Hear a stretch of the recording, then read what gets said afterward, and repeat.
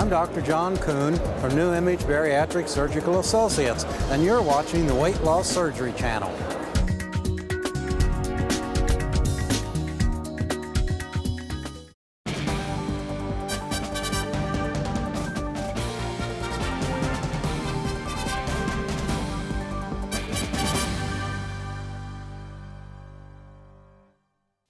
Welcome to Weight Loss Surgery News and Happy New Year. I'm your host, Leslie Thompson, and thank you for joining us today. In this week's report, find out what can happen when weight loss surgery patients get too much exercise too soon after surgery. Plus, is there a link between coffee, tea, and diabetes prevention? We'll take a look. And we'll tell you what psychotherapy can do for obese patients. You'll be surprised what researchers found.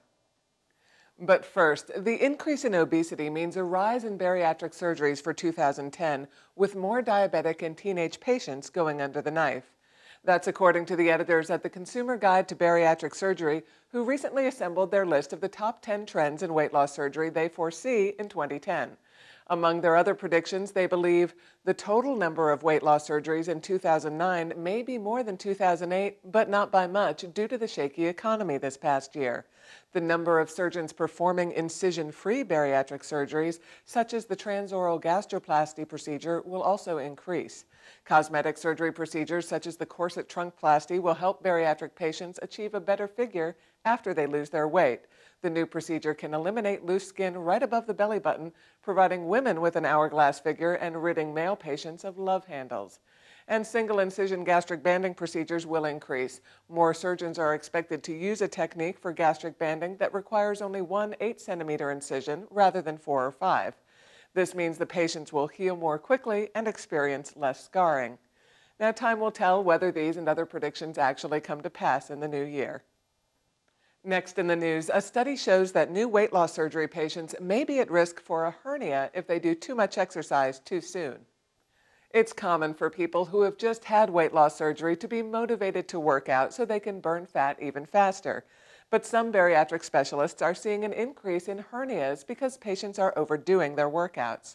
Among adults, hernias usually develop because of muscle weakness or because of pressure that builds in the abdominal area during too much exertion. For women, this can happen during pregnancy and childbirth, whereas men often develop a hernia as a result of heavy lifting. Most weight loss surgery patients aren't in any condition for intense exercise until they've worked up to it through a slow and steady regimen. If you're considering weight loss surgery or if you've already had it, talk to your doctor about the level of exercise you're most likely to be capable of after having your operation. For most bariatric patients, lots of walking is usually the best bet. It's time for a quick break. When we come back, we'll explain how coffee and tea may offer some surprising body benefits and fill you in on the effects of psychotherapy among obese girls. We'll be right back. The Weight Loss Surgery Channel is proud to partner with RenewedReflections.com for weight loss surgery support. Share encouragement, strength, and hope with new friends online. And get the skinny on different weight loss surgery procedures from a resource you can trust. All at RenewedReflections.com.